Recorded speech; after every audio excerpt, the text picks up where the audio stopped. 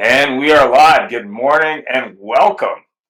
I'm just going to start with two funny clips. One is a trailer for a movie from, I think, the early 80s, and the other one is a clip from another one of my favorite movies. Here we go.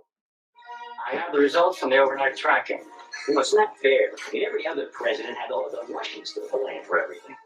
What I got? For an unpopular president, The mothers out there, your being alive or dead had no real bearing on their daily lives. it's time to give war a chance. What are we going to do for an enemy now? The riot between Americans and Canadians broke out last night. Now, with a little inspiration.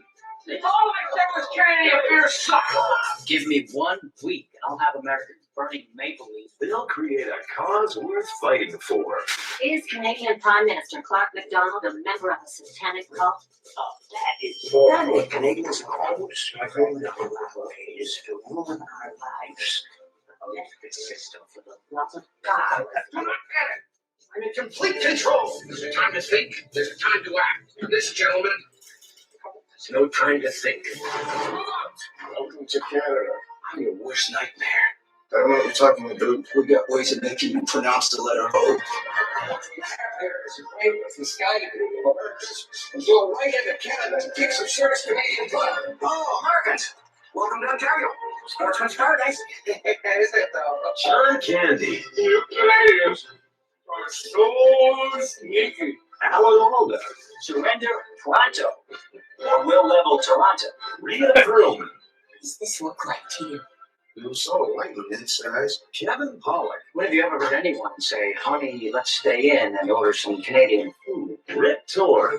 I can't kill America's neighbors. Like a Canadian bacon. From the director of Roger and Me. Yeah. All right, now how did you know that was a military facility? Well, they could have that one. That's a hospital. Oh, but it's a hell of a strike.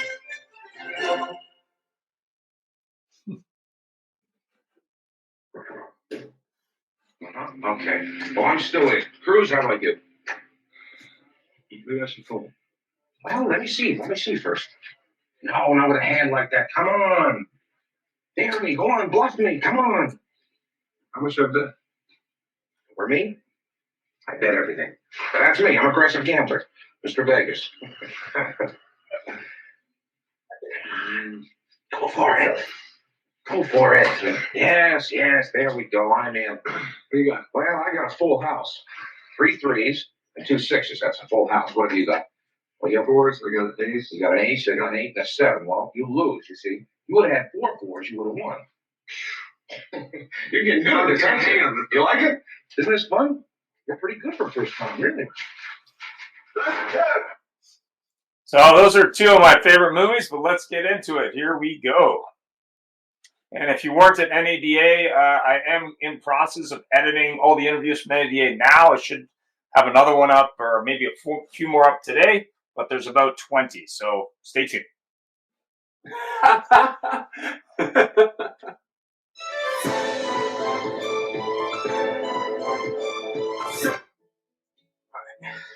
Life is about connection.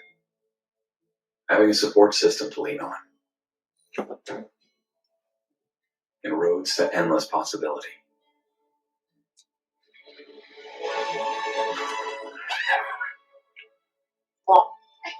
At every turn, guiding the way, we are building the connections that move you.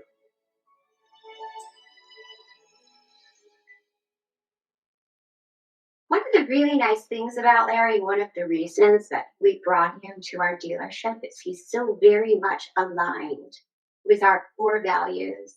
So with our brand, which is thoughtful and professional service. And because that alignment really worked out well, because he was so committed to the success of others, we really knew that he was the right person to spend time with our sales team, with our managers and each sales consultant. And we're just really thrilled to have a partnership with him. And so we thank him. How do you adventure? Is it fast? Is it free? Is it clear?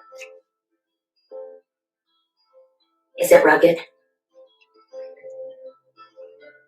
Is it remote?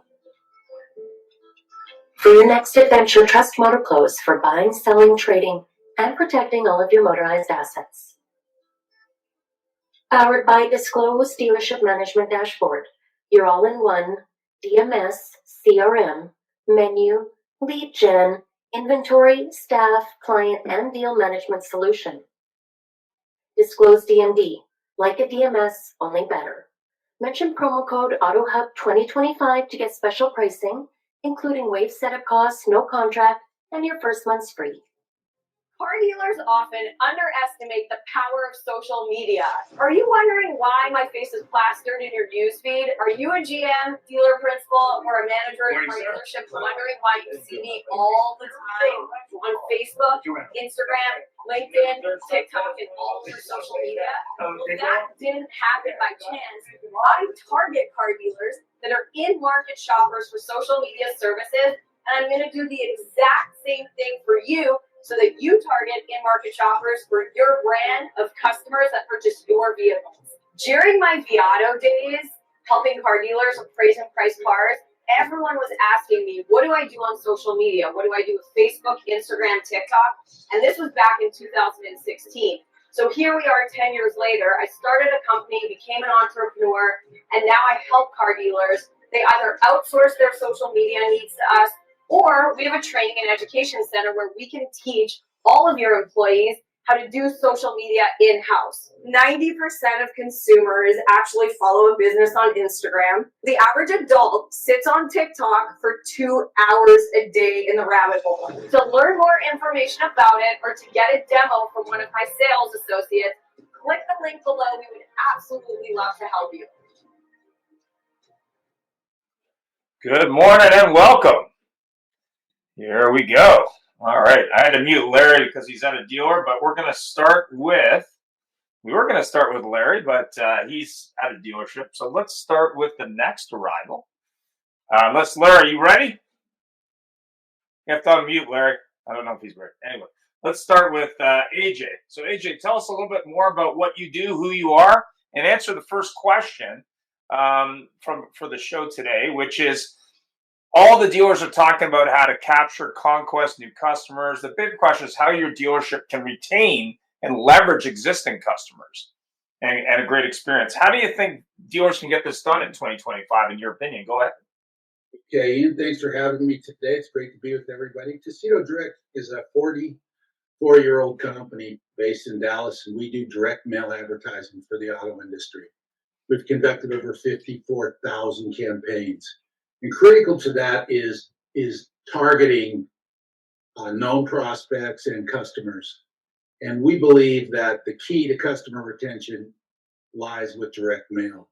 If you look at the definition of customer retention is a company's ability to keep customers and to keep customers buying your product and to prevent them from switching to a competitor.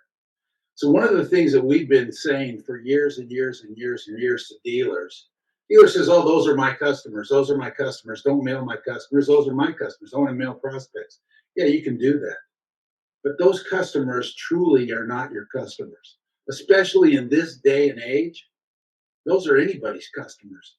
If that customer, if you want to call them a customer, somebody that's purchased a car from you, new car, used car, or service, in the past, that's all they are. If they're not in your showroom, if they're not on your lot, if they're not in your service drive or sitting in your waiting room in the service department, they are not your customer. I don't care what you say. So you have to constantly stay in touch with them. And one of the most effective ways of doing that is with direct mail. That's what we do. Thanks very much. We have Greg, a special guest from Let's Chat. In full disclosure, Let's Chat is powered with vid calls in 2025. Maybe you can tell us a little bit more, Greg, about what's going on at Let's Chat. Good morning, everybody, and thanks for having me on the show today, Ian. Appreciate it. No worries. Let's Chat is a translation innovation company.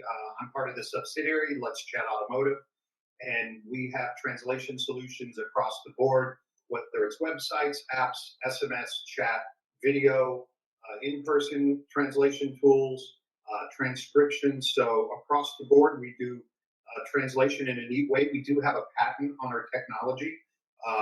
Traditional translations is generally triggered by some type of drop down as far as like a website or an app or SMS. What our patent does is we actually read the end user's device settings. So not browser settings. So, somebody setting up their phone, their tablet, their laptop, or their PC, really the first thing they're going to do is set that device to their language. And our patent detects that language up to 104 different languages. We also detect, depending on the devices, all of them are a little bit different, but we detect, dialects. So to give you an idea, you can set your phone to usually United States Spanish, maybe on an Apple device would be referred to as Mexican at the end of the day, but you can choose Puerto Rican, Colombian, Peruvian, and we'll detect that. We cover 17 Spanish dialects. We have 4 French, and in total about 90 different dialects. So we're partnered with Comcast, who are investors in our company. We're doing stuff. We have a MSA with kind of all of their holdings. Big company, 130 different companies they own. We just launched with Xfinity.com, so we're translating their website. We're doing stuff in the QSR world with menu boards, which is kind of cool. Getting to the point where maybe staff is taking out of the process of ordering the food, where menu boards will take over. We're doing stuff obviously in automotive. We're partnered with Dealer Inspire and Cars.com. Probably 350 websites with Dealer Inspire now. Just partnered with Dealer On, rolling out with them, which is exciting. They just acquired Synchro over the summer. Doing SMS stuff with Podium, chat stuff with Conversica, and we're coming out of pilot with a lot of big companies. So it's pretty exciting right now for translation. Just all of these things that we talk about, and your previous speaker talked about it. I've 25 years in dealerships, internet director for the Norm Reeves Honda Group, CarPros Kia. Customer retention. My thought, first of all, is just the staff. You have to make sure that you don't have high turnover. You want to take care of your staff. For me, the biggest thing why somebody comes back to a store, whether it's for service or sales, is pretty obvious. They were taken care of properly when they were there the first time. Right. I don't think you have people talking about you want a Gucci experience at a dealership or some type of Mastros diner experience. I think people are pretty sane in the sense that they're not expecting that from a dealership. If they want a Mastros experience, they go to Mastros. But they want to be treated fairly. They wanted to be treated with respect. They want to be heard when they have issues and problems. So it's exciting for me to see all these tools because I love the tech side of it. Full disclosure, I was a Tom Stuker trainer for a year and a half about 20 years ago, and that's really what impressed me was going in and making your staff happier at work, better pay plans, schedules, all that good stuff. But ultimately, I think it's going to bounce back to where we're going to see a big push as far as training and getting our staff ready in the store to spend all this money and all these assets on tools that drive traffic and do nothing about your staff that is actually handling this traffic, whether it's via an email or in somebody in the showroom, I think is not a good formula. So it's exciting. I think we're going to see that kind of whiplash of training your staff here in the future. But that's my 2 cents, sir. Thanks very much. So we've also got Brandy on. Brandy is got an exciting new company. So Brandy, tell us a little bit more about what you do and also what you think dealers and OEMs can do better for customer experience retention 2025. So I'm happy to be on the panel. Thank you for having me. I have been building a new DMS and third-party selling site, our connected disclose and close. So we're just coming to market now. Really, for me, it started off as a menu, the program itself, and the menu was focused on overcoming objections and streamlining the process and exceeding client expectation. This topic today I hold near and dear to my heart, especially because we aren't taking care of our customers enough, and we're not taking care of our staff enough. I really strongly believe exactly what Greg said, as well as AJ. Retention stands and holds within the relationships we have, the relationships our staff has. If you're, once and as we go into this artificial intelligent world, that is and will be the only thing that actually sets you aside, is the relationships your staff has with the client. I also really strongly believe that if we're always contacting or being in touch with the customer simply for a sale, then that's all that they're going to need us for. Having a presence in your community, having a presence in your mailouts, having impact in what you're doing, the message you're putting out there, I really believe makes that big difference in retaining your clients and your staff that take care of your clients. Thanks very much. Now we have the famous and infamous Doug Reeves, who was at the uber secret Amazon booth at NADA. No photos, no interviews, but tell us a little bit more about that experience, being that Amazon had never been at NADA before, and sort of how that went. I'm just curious, but go ahead and answer the question and introduce yourself as well, Doug. Yeah, Doug Reeves with A to Z Sync, and if I'm hearing it correctly, and I apologize, I was late.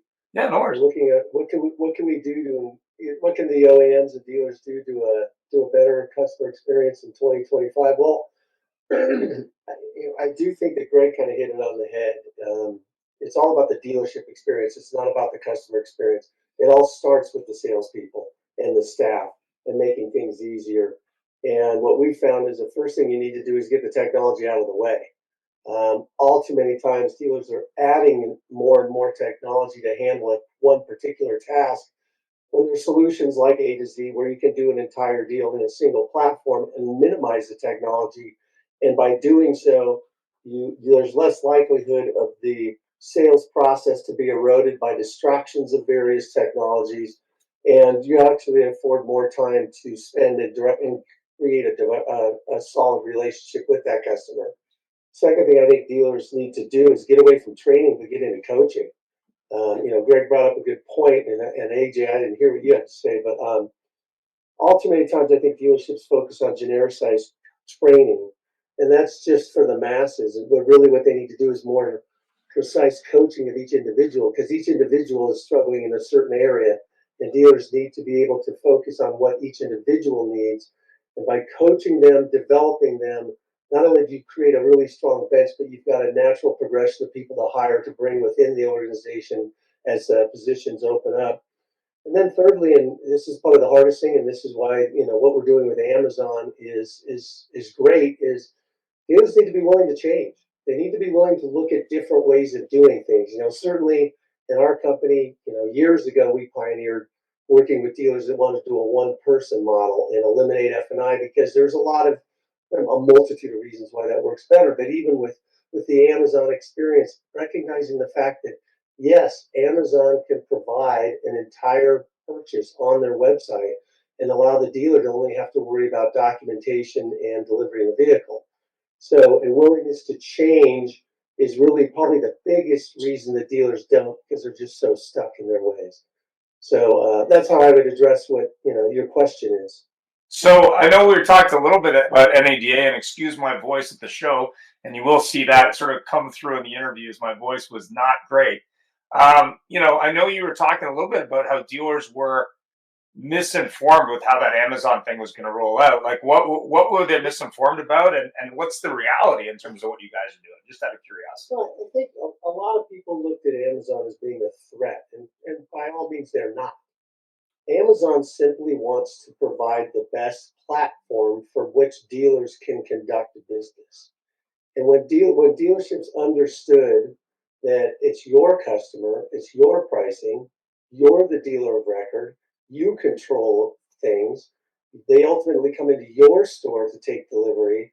And when dealers recognize the fact that customers who have this great experience on Amazon can now dovetail that and have a great experience in the store, where the only thing the dealership really has to worry about is the best part, which is the delivery of the car and creating that long-term relationship.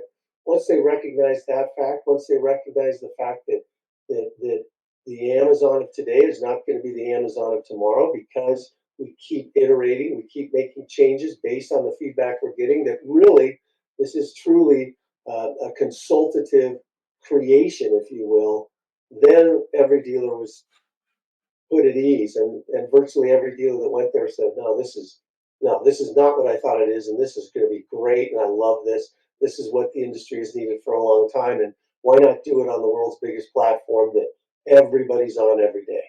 Fantastic. Larry, I don't know if you're on another phone there. If you want to comment, I know you're driving. You're muted, just so you know. I don't want you to get in an accident. Can you hear me? Yep, you're good. Go ahead. Give us your thoughts. Yeah, it's really simple. To solve these problems, the dealers need to stop talking nonsensical stuff about culture and actually treat their employees. They want their employees to treat their customers. That's all. Just understand each customer is an annuity. Brandy was 100% right. You need to stay in touch with them, and not just when there's a new program out. And just understand how important these people are, how much they can bring into the dealership with their own business, with repeat and referral. So I think it's just a little bit of a mind shift to understand how important each customer is and make it. Because I hear a lot of dealerships all over the place talk one way and then behave another. And that's just very self-defeating. Right. Fair enough. Well, obviously, we've had some interesting news last week that's going to roll out this week in terms of tariffs. I'm not quite sure how that's going to go, but obviously dealers need to stand out and also inform their customers. What do you think is going to be the game changer on the customer experience side as change happens? There's also change with big companies buying each other. I hear Nissan and Honda and MITS are going to become one company. I'm assuming Toyota is going to, fire a volley with maybe, I don't know, Subaru. I mean, what's your thought on how that's going to change how dealers have to stand out and inform customers? Let's start with Brandy. Oh, go ahead. You can go ahead, Doug. I'll go first. What we found is sure these tariffs are going to have a negative impact from a consumer standpoint if prices go up. But what we've definitely found throughout the years is price becomes less of a factor when the experience trumps it. People will pay more for a better experience. You see it every time anybody goes to a high-end restaurant as opposed to Applebee's. If dealerships recognize that fact and they see dealers all across the country that are experiencing that, they can handle what's going to happen. I mean, that's a resilient industry. We know that, but that's where actually focusing on that experience will make it less of an issue. Right. Greg, you had a thought there? No, I was just agreeing with Doug in the panel. As far as the tariffs, I think Mexico has already come to the table this morning with, a delay of 30 days. So, I mean, this is all negotiating at this point. We're in the middle of a car deal and going back and forth on payments, and we're going to come to a close here soon. So, the car business is resilient. Obviously, everybody went through COVID. In LA, it was kind of the end of the world. They were very strict about closing down showrooms and leaving service departments open. But once again, I'm not too worried about it. And as far as your question, I think in a lot of ways, like the old adage, the more things change, the more they stay the same. I think I agree with Doug completely. I've been going through this for about 8 or 9 years in dealerships. Let's not have redundant tools. Let's not, one of my mentors, a guy named Brad Mugg, downtown Honda, a legend in the Honda world, worked for him for 7 years. And, neat tools coming on, Roadster and all sorts of cool things. And, as far as managing staff is like, this stuff means nothing unless the people buy into it. Yep. They're trained. Yep. And they believe in the product. So, it's kind of a conundrum where you bring this stuff on. And for me, it was, to give Doug credit there too. I lived under the premise just from my own experience of coming through the ranks. I actually started in Australia in the car business. I went down as a factory rep for Holden in the early 90s and ended up flipping to a dealership because I didn't like the way I was being treated. And generally, that's why people don't stay at their job. It's not because of the pay or the packages. They just don't like the way they're managed or, taken care of. But if your staff doesn't wake up and they're not, they don't have to be jubilant, jumping for joy to come to work. But, if your staff doesn't wake up and they're not happy about coming to work, especially in this field, I mean, in a lot of ways, you're done. So, Stuker always talked about, in a sense, coaching. You got to spend 5 quality minutes with your staff every day.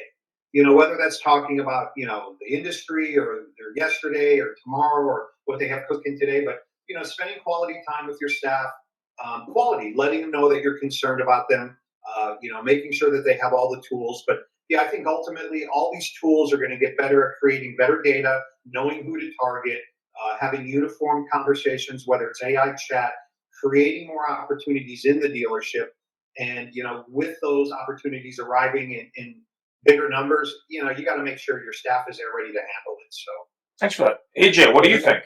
Add a couple of things, a couple of statistics. Dealers have a 65% higher probability of selling an existing customer as opposed to a new prospect. Secondly, it's 5 times less expensive to retain an existing customer and sell them than acquiring a new one. So when we're talking about rising costs and stuff, those costs could be saved in advertising costs if they're maybe focusing more on their customers as opposed to, trying to go out and conquer the world. And lastly, existing customers are proven to spend as much as 67% more than a new prospect. So if they've come back to you, they're happy, they're going to spend more. So all those kind of things work together if you just stand with your customers. Fantastic.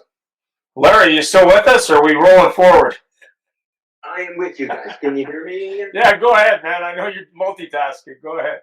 I was just wondering, with the comment with the 5 quality minutes as per Tom Stuker, should that come right after the Saturday morning meeting where the salespeople are beaten so hard the blood is running under the door?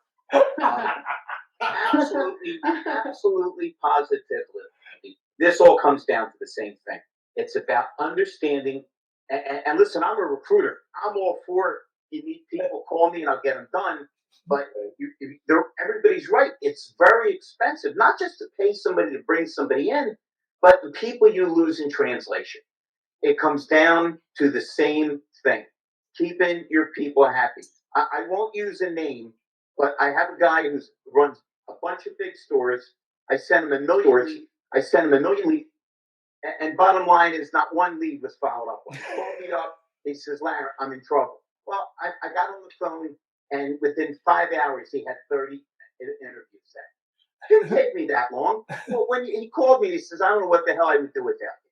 That's what we need to do for our customers. We don't need to roll our eyes. We don't need to look like we're doing them a favor. We've got to make it clear that I'm really glad you're here. I appreciate you, and I'll do whatever I can to make it again.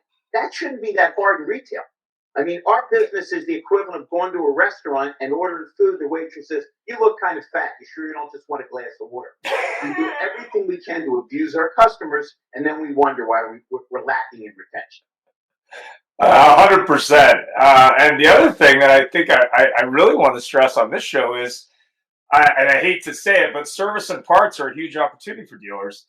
And for full disclosure, I'm launching a new weekly Friday show for the fixed ops side of the house, which will be on Fridays at 5:30 live every week. So if you're interested in fixed ops or want to market to that area, just reach out to me for obviously future shows and being on it. But when you're looking at service and parts, go ahead. The problem is that so many dealers don't realize it. Oh yeah, it's been the stepchild forever and ever. You make more profit when you really look at what you're netting. Okay, you keep your customers in. It's just insane. Listen, I'm still at dealerships, and I'm glad that they need me, but I'm still at dealerships where I have to beat up the GM or GSM because they're not making them do service walks. Why the hell would a demo ride be obligatory, but not a walk-through service? With an introduction, where you're letting them know, if we're lucky enough to earn your business, these are the nice folks that are going to take great care of you.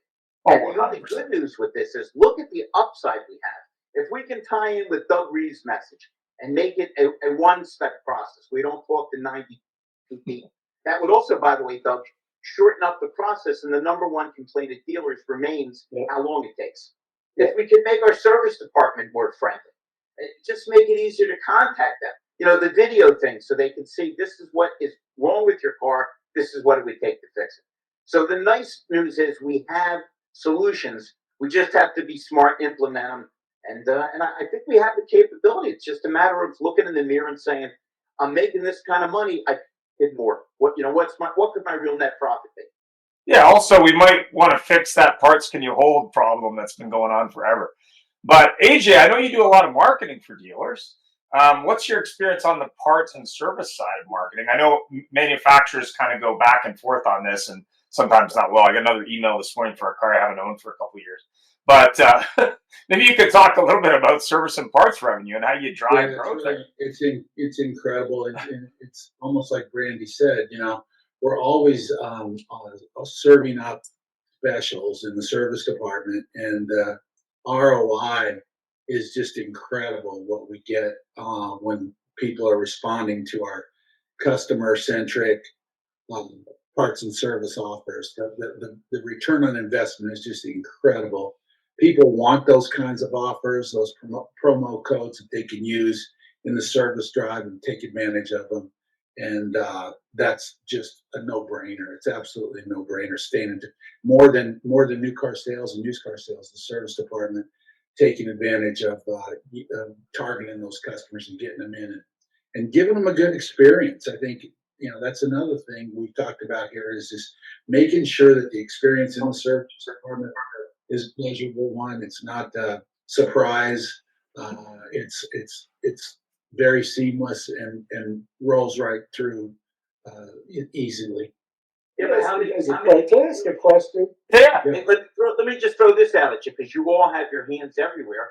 How many dealerships are having sales service meetings where they're making an attempt to pull the teams together rather than let them stay separate, at least mentally? Yeah.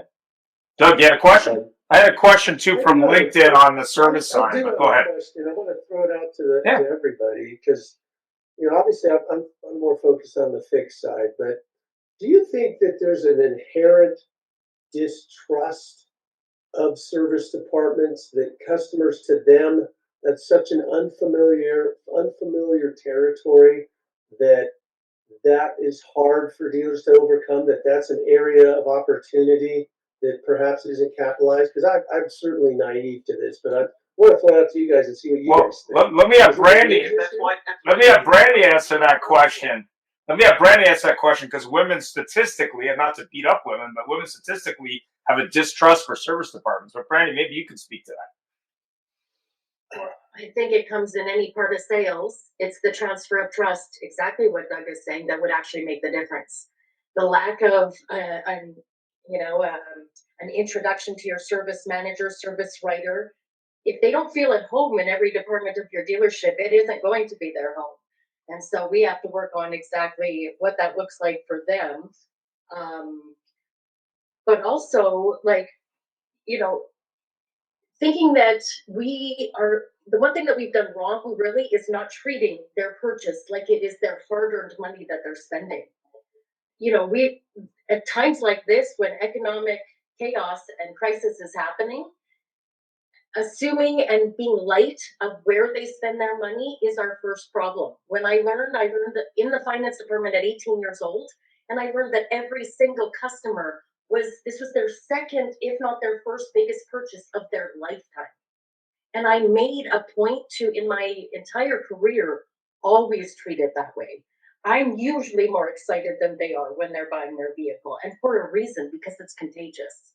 And I often feel like, yes, we can, we hire for numbers, but we should be hiring for that ability to, keep the customer engaged, keep them excited, break the bad news to them when we have to, etc.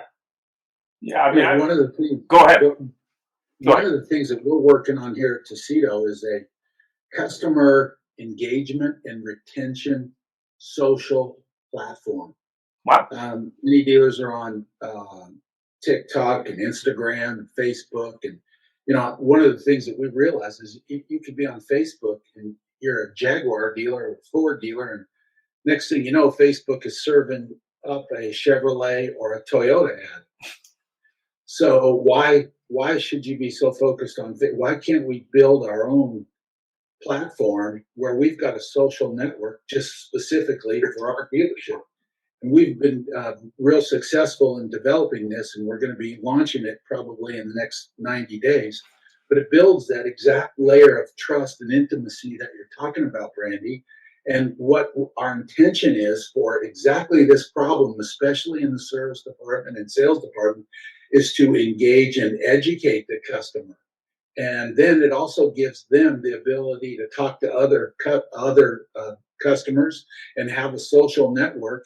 Salespeople can talk to the customers on the social network, and it's really exciting possibility for customer retention to engage, educate, and build more trust and intimacy with the customer base just in our own social platform, not going on to Facebook and not going on to LinkedIn or any of these other things, or just staying with, and the salespeople can keep in touch with the customers, and the customers can talk to one another also. Fantastic. Well, we have Mr. Hayden on, the famous Mr. Hayden.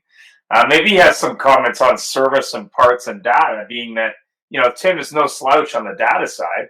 And sorry I didn't catch you at NDA. I was pretty slammed, but go ahead. Well, don't worry about it. We had a 4-day native show that was smashed in 2.5 days. It's okay. This is I love at least the front end of what AJ just said, right? About what he's talking about is word of mouth, and when you wow a customer and get them in a position where they had an extremely positive experience. I always called it as a recovery mobile strategist, but 12 years ago, I would always say this is your content opportunity with mobile content is in most parts of the country, lots of people are in mass transit, right? And if you can find them while they're sitting next to somebody on the train and wow them, they're going to lean over and say, check this out, right? That's before we all had AirPods and we lived in our own little world. So that's not as true as it used to be. Still, there was trains, planes, and T-ball games, right? There are times where you're around your neighbors, your friends, your coworkers.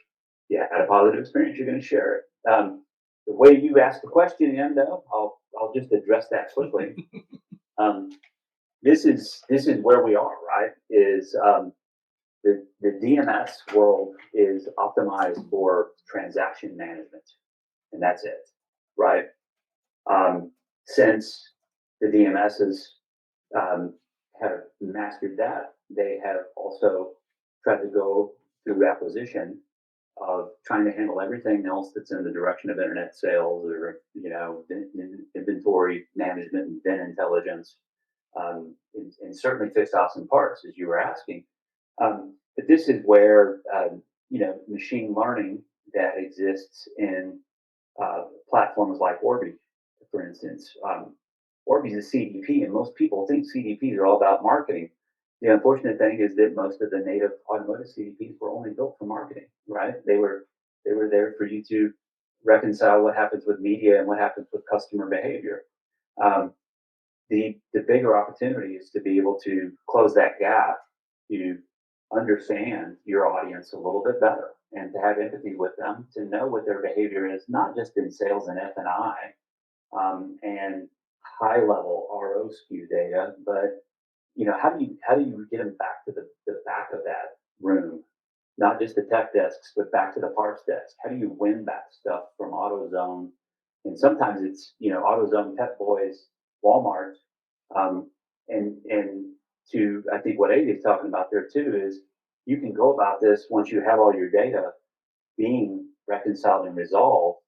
You can get really smart about of 1,000 customers that bought that year that make that model, who bought 150 of them bought this, and you have another 850 of them that haven't bought it yet, right?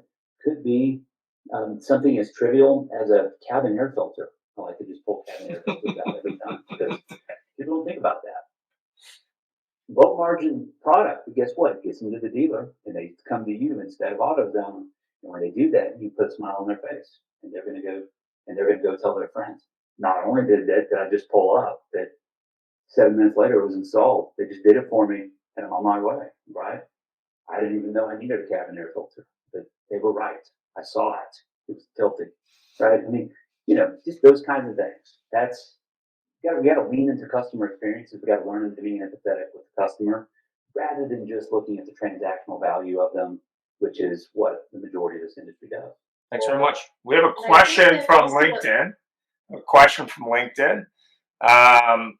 The best dealers even have a sales strategy in the service department. What's your thought on that? But go ahead, Brandy. Answer that question first. Go ahead. No, I was just gonna say, sadly, a lot of assumptions are made on every level of the dealership. Assumptions are made by the GM that the service manager is doing what he's supposed to do. Assumptions are made by the sales manager that the salespeople are doing what they're supposed to do. Yet nobody's really inspecting what they expect. Right. That's it. I mean, that's just it, right? I mean, and this is not about the car industry, but this started in Silicon Valley with the over automation at the top of the funnel. This is in this industry over indexed and over invested in the internet sales direction. And when they did, they just like software sales folks do, they just wait for a notification in Salesforce to say, it's time to schedule the demo. You know, no, it's actually time to close in your suitcase and buy a plane ticket and schedule one meeting and find 5 other meetings while you're in that market is what it is. And that's what salespeople, that's what and the GSMs that manage them, they lost that. They lost that in the car business. Yeah. People buy from people. Yes, they do. Yes, they do. 100%. So, Doug, does that answer your women in service question?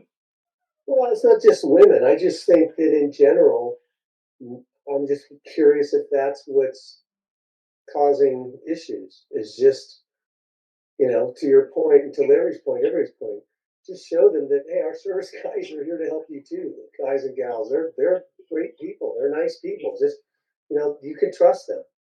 I'll give you on the wall of distrust. It's kind of what we try to do with F&I managers. When a deal gets turned to F&I, everybody thinks the F&I guy, oh no, here he comes. It's not the guy, it's the process. The guy or gal is a great person, but the process has made it so that they're afraid. You can tear that down.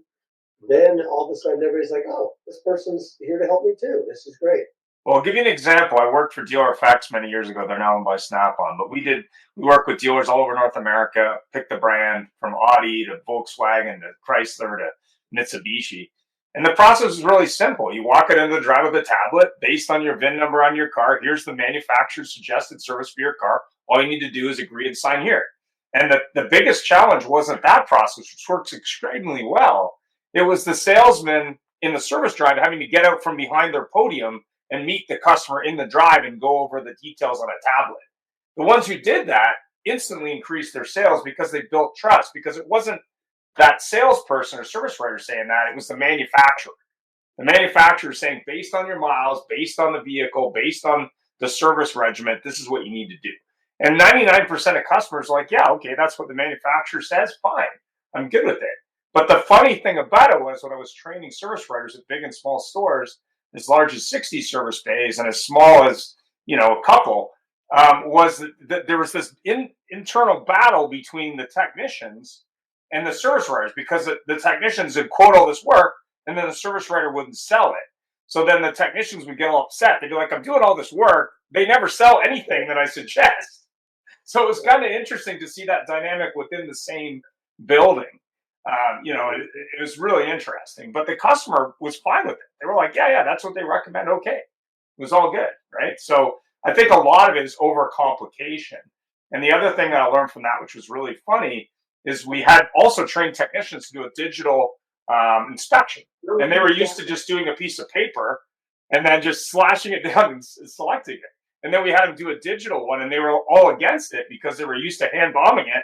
And I said, yeah, but then that the technician recommendations are then presented because the tool tells you that. And they were like, okay, we're good with it then. But it was really interesting, just sort of that fight between the two sides. We do have a thought about all the technology at NADA. Now, there was a lot more than I got to see this time, just because I was running around like a crazy person and it was truncated. But with all the technology that was going on at NADA, what did you think were the top 3 things that interested you for those who were at NADA? I'm just going to mute Larry because he can't hear him. Anyway, I never left my booth, so I would have no comment. My booth was slamming, so I couldn't really comment on it. But I do think once we had a dealer years ago that said technology are like pizza boxes. You just keep adding more and more pizza boxes. But are you really accomplishing anything? And anymore, you just see this promulgation of technology coming out. But is it just tech for tech's sake, or is it really going to achieve something? Because dealers don't need to add another layer of technology. They need to get rid of it. 100%. 100%. That's right. That's right. I mean, that's outside the automotive industry. This is what master data management and enterprise customer data platforms were brought to life to do. Right. It's what they do. And it's not limited to them. Right. This is what the cloud industry has matured over time to do. And here we are.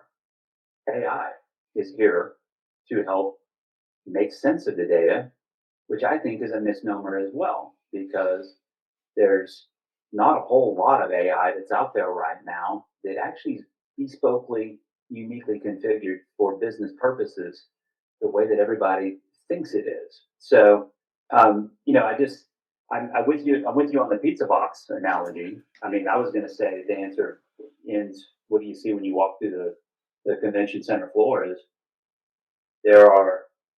I said as much when I spoke on the NAD live stage, is that anybody who has future proof on one of your kiosks, you're full of shit, because you're not future proof. There's no such thing as future proofing. There's future readiness. There's your ability to plug and play data, and goes back to the pizza boxes. You just need one pizza box, and you need point systems that help you with specific tasks and whatever else, but it has to be connected to the pizza box, right? The DMS is not the pizza box in this situation. So that's where we are. Now, I'll say this too, is the one that always impresses me the most, it's the sexiest booth always, is Techion.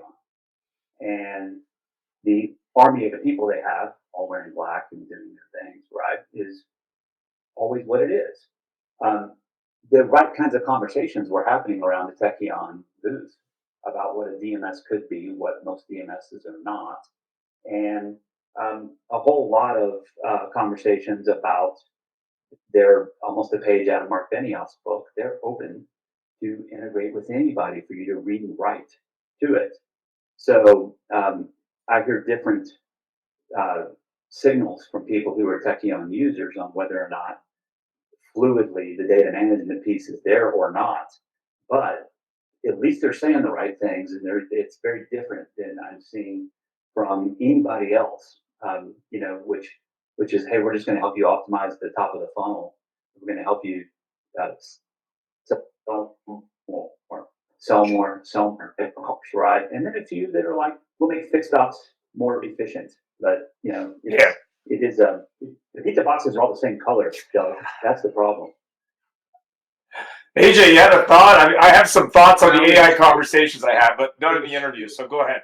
Just a kind of a side, but we use call tracking numbers in our direct mail, and so we're able to listen in on a lot of the conversations of customers that call the dealership, and you cannot believe the number of people that get the recorded answering service and say, I just want to talk to a person. I just want to talk to a salesman. I just want to, they're screaming at the recording, and they're screaming at it. It's incredible. And, if dealers would listen to that stuff, they'd learn that it's a people business. This is a people business. Yeah, it's funny. It's funny you bring that up. I talked to about 6 different tech companies, did interviews at the show, anything from BotDoc to Lot Links. You pick the number, but the thing that was funny, I think it was Lot Links. Oh, we don't call it AI, we call it something else. I thought that was kind of interesting. It was almost like AI was getting a bad rap at the show this year, which was kind of interesting. But it's also interesting you bring up that I want to talk to a person. I had some promotional products shipped that were a week late in arriving. So I talked to the booking agent. I talked to the hotel chain, tried to talk to the actual hotel, and talked to the guys who shipped it. Nobody has yet been able to tell me how I can redirect them from the hotel back to my office. I even connected to the head of UPS for Canada to see if I could get help from him, which was kind of funny. But, to your point, I just want help. Like, help me out. So let's talk about the customer experience. That starts right there with the phone call when the customer calls a dealership. Yeah. Right there. I mean, how many times people get bounced around from the switchboard? Yeah. It's unbelievable. Oh, yeah. They said 1 second, and they send them to the sales department. Nobody answers. Leave a message. Yes. It's bad. Oh, Yeah, VidCall solves that. AI should only enhance HR, which is human intelligence. It can't take its place. It's just to make the human interactions better and more focused. Greg, did you have any thoughts? You can't take the human element out of it. I mean, people buy from people. I've always said people buy from people they like. So, that's the bottom line to me. Well, it's not commonly known, Doug, but that phone system where you get the computer and the prompt, that was invented by the Marquis de Sade. It's better than click-paying and whipping people. I believe it. Greg, did you have any thoughts on multi-language and interaction with people? I mean, what is the data telling you? I mean, you're in a lot of stores with multi-language. Is language the problem? Is it lost in communication? Is that for me? Yeah. Yeah, I mean, most stores are pretty good at knowing what languages they need to cover in their sales department. I'm in Los Angeles, obviously. You have Spanish. You probably have some Asian dialects, but it's the same across the board. Whether it's an English-speaking individual or a Spanish-speaking individual, what are those conversations consist of? What are you saying to your customers? For me, like the thing that's always amazed me is just kind of the lack of what I guess we'd call intention. What are we intending to do here today? And the lack of consistency. And for me, that's probably the biggest thing. One of the first things when I worked for Studer, one of the first things I asked him was like, "Wow, there's 21,000 new car franchises in continental U.S. How can that be? That's so many." He goes, "It's the law of equal incompetence." He goes, "They're all equally incompetent in a certain way in different areas, and it allows them." And for me, being in big groups and small groups, it doesn't really matter. You have one of the biggest mistakes I see is the hiring process. Is generally in stores it might be one person that's in charge of hiring.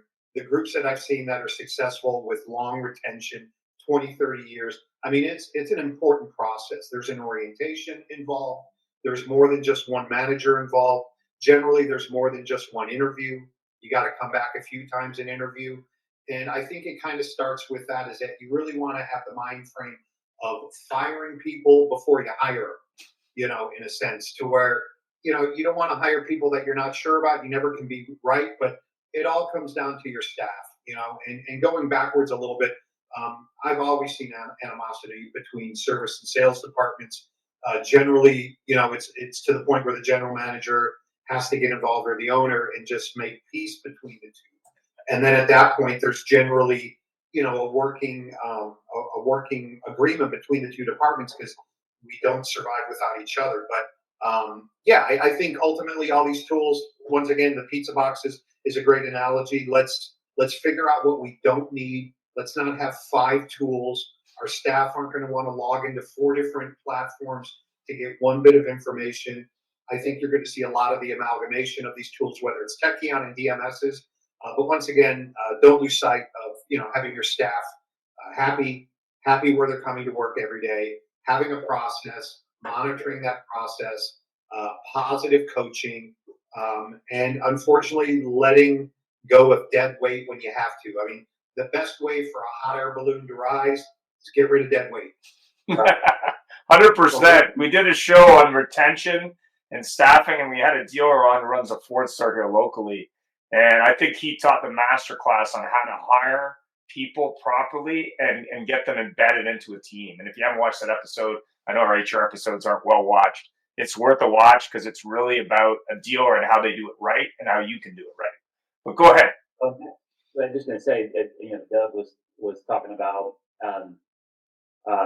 AI, the role of AI. Like maybe a sentence after he talked about people want to buy from people, or the human has to be involved. I mean, this is the thing about AI, is that it is here for you to preserve, and as Greg just said, to nurture and grow the tribal institutional knowledge that you have already. And this is with your people, right? It's all the intelligence in there between their ears. It doesn't exist in a CRM or an email client or the DMS. It is that right there, which is the difference for them to have empathy with each other, to want to come to work and have fun, but also with customers. to build confidence and make friends, you know, in a very Dale Carnegie kind of way, right? You know, how do they talk about where they went to college and what their kids do for sports before, you know, they start to tell them about the features and the cup holders on this SUV. I mean, that's the jam, really, I think, more than anything else. So how do we get dealers back to building those relationships? And AI is here for them to have the information they need when they need it, where they need it, but also to make things a little more fluid and efficient. That's what the name of the game is. Fantastic. So we're almost out of time. So final thoughts. Let's start with AJ. Go ahead. Well, I just think this has been extremely informative. Everyone involved put some really great thought into these questions and answered them very well. And I think that the dealers that are watching should get a lot out of it. You did a great job. Thanks very much. Brandy? I love the panel. I love the insight. Thank you so much for everybody's input. And the only thing I really leave dealers with is obviously the retention of staff, retention of clients that bought, but also how do we attain and retain clients that haven't bought yet. And you really need to focus working on it. You have to remove yourself from working in it and really analyze that and focus on what that plan looks like moving forward, and what it means. So thank you so much for everybody's insight. No problem. Greg? Yeah, great input. Pleasure meeting everybody. Thanks again, Ian. And Brandy, as Brandy said, yeah, for me, have a plan and work a plan. Make sure that your plan isn't, from a Cracker Jack box, that it's based on something, and work that plan. You're going to have ups and downs. And to tie on to what Tim said, yeah, if you have a customer in the showroom that you're having a hard time closing a deal, the managers aren't looking for dealer socket, okay, or Brandy, okay, or Stella, or whatever. They're looking for your best salesperson, and that could be whoever you think is. It's people that make it happen. And lastly, for salespeople and staff that are watching, I kind of went through the stages in the 90s of building rapport, and there were different ways to build rapport. Generally, the adage was, find common ground. You're a golfer, I'm a golfer, and I remember all that stuff. I thought it was kind of cuckoo. I always thought, let me just get along with a guy. Laughter. I generally like to make people laugh. If you want to build rapport, be really good at your job. I mean, you don't have to be a rocket scientist, but be an expert at what you're doing within your environment. Excellent. Doug, thoughts? Final thoughts? We've been beating this horse for so long, and we just wonder when it's finally going to happen. I mean, I think we've been talking about the same things for 2 years, and it's just, at some point in time, you just wish dealers would friggin' change, get the message. And until that happens, we'll just continue to have these same conversations over and over until someone clubs somebody on the head. Tim?